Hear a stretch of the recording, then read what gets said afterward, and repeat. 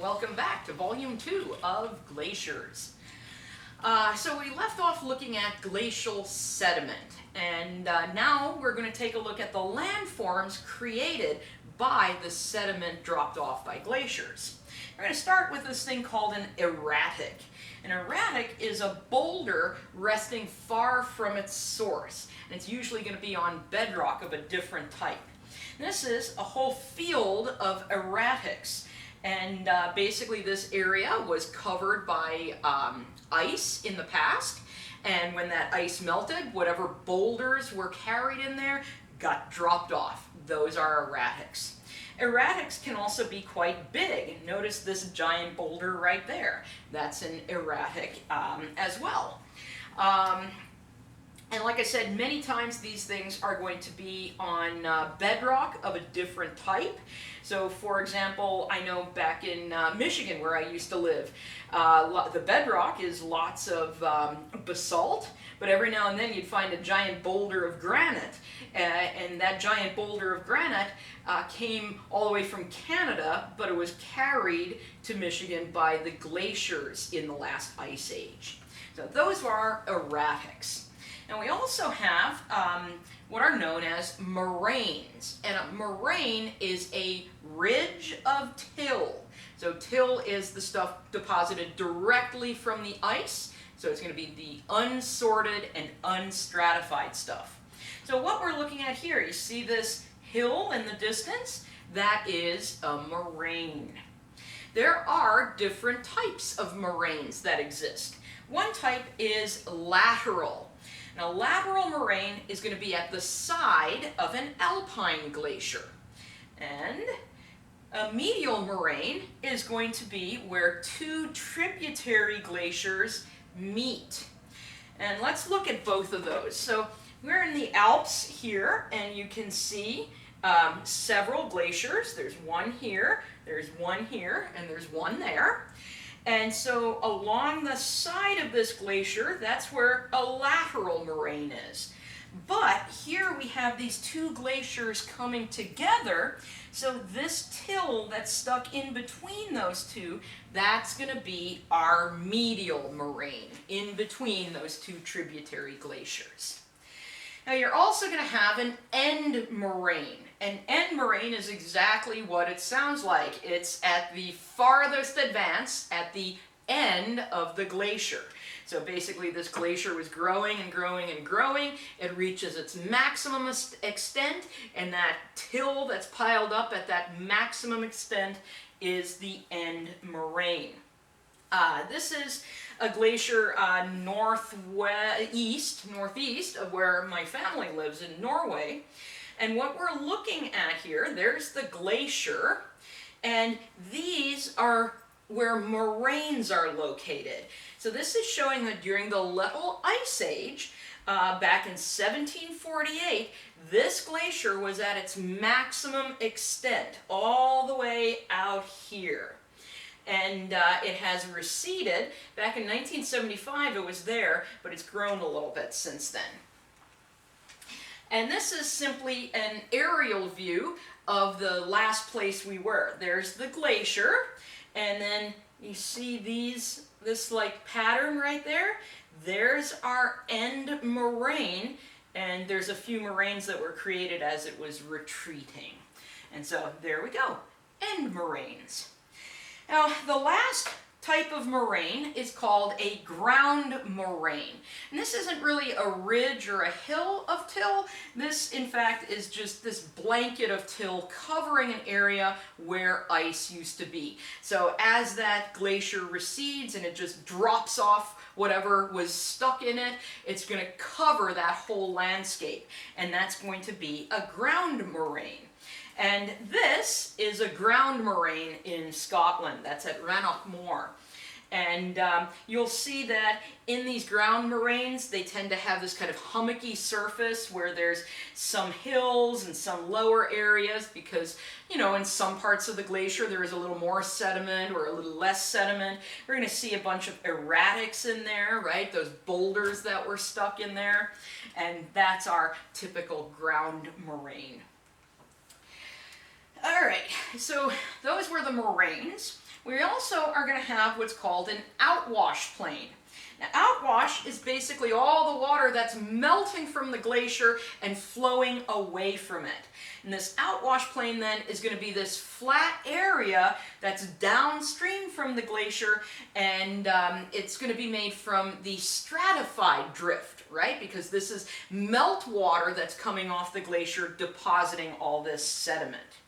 So on this small glacier, we have a little outwash plain right there of sediment that's being deposited.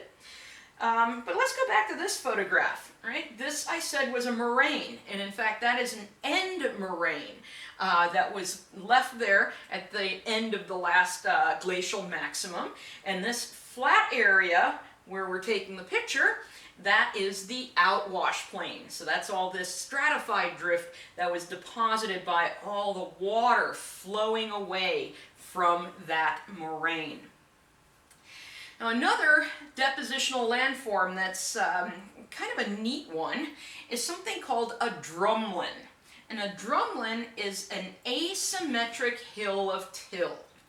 Asymmetric means it's going to have a steeply sloping side and a much more gently sloping side. So steep side, then this kind of elongate side. And this is formed as ice moves over top till. So just imagine that, or I should tell you not to imagine, this is how ice ages work. Ice ages are an overall colder time period, but then there are these interglacials that are warmer.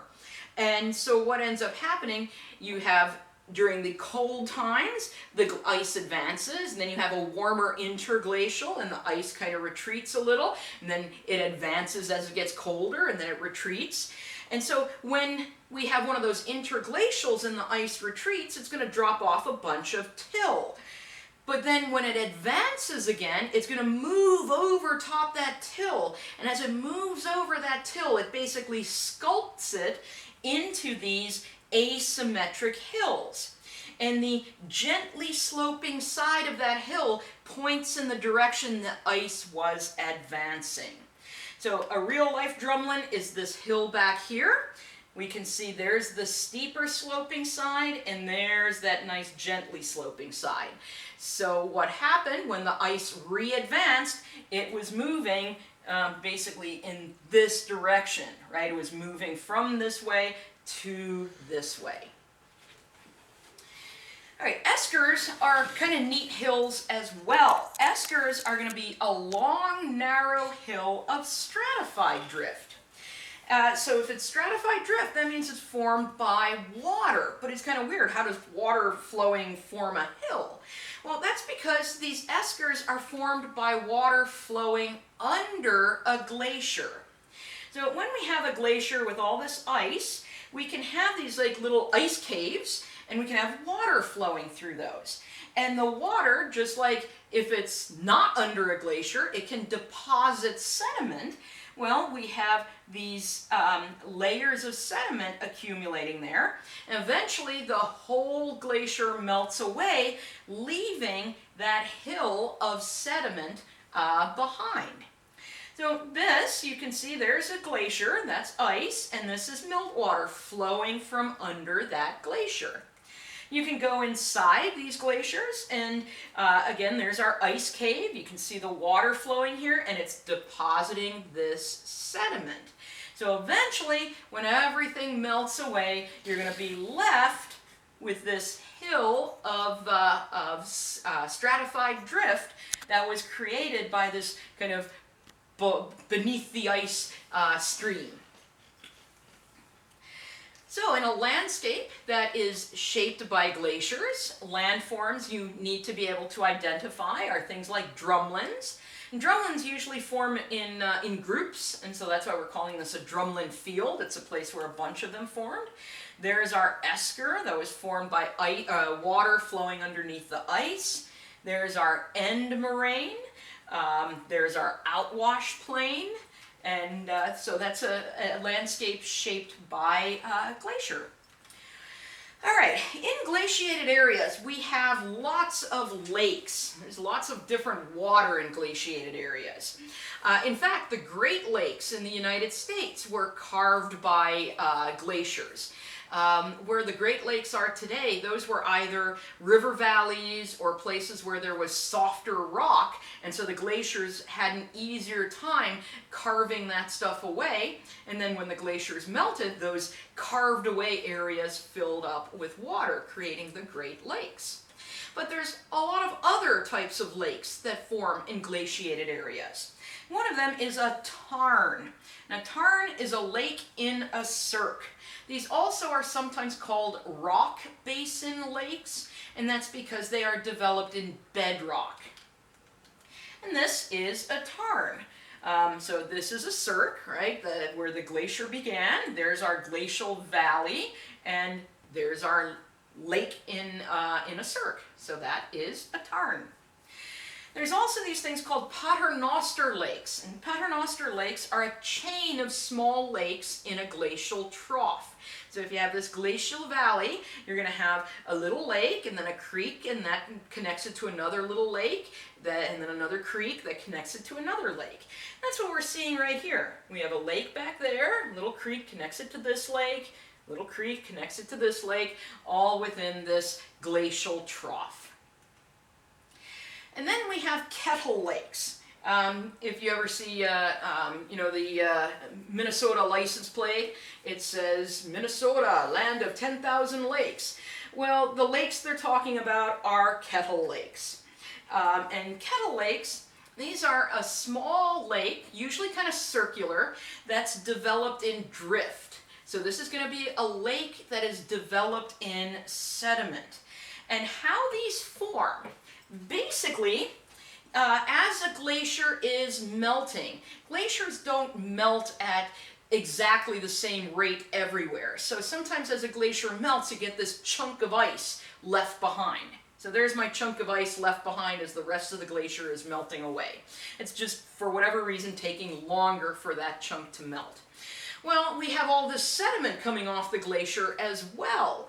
And so that block of ice is going to get buried in the sediment, right? Because we're going to have melt water and we're going to have all kinds of that stuff depositing this sediment around that ice. So block of ice from a glacier gets buried in sediment. It is not going to stay ice forever, right? Eventually it's going to melt away. And so eventually what will happen is it melts away, and where that ice was sitting, we have this kettle, we have this little space. And as long as the water table is high enough, it's going to fill with water, and we're going to have a kettle lake. So that's your basic steps to creating a kettle lake. Piece of ice gets buried in sediment, ice melts away, leaves this open space that fills with water to create one of these nice little ponds. That's what we're seeing right there. This is a very classic, typical kettle lake. They're usually not giant. They're really more what we think of as smaller ponds. So, let's see, where is this? That's usually what I ask. I would ask the class, I'd say, where is this? And typically, answers that I get are Antarctica. And no, it's not. This is one of my pictures, and I've never been to Antarctica, though I would like to go. Sometimes people guess Greenland, which is a good guess, but no. And the actual answer to this is Michigan. That is Lake Superior. So if we go there in summertime, nice big lake. But this happened to be, gosh, I think it was the winter of 2002 to 2003, but I might be wrong on that. But about twice a century, Lake Superior completely freezes over on the surface. And that happened to be a year where the whole surface of Lake Superior froze, and that's what it looked like. And then I just want to share a couple of other random pictures. You're lucky, you get a bunch of random pictures today.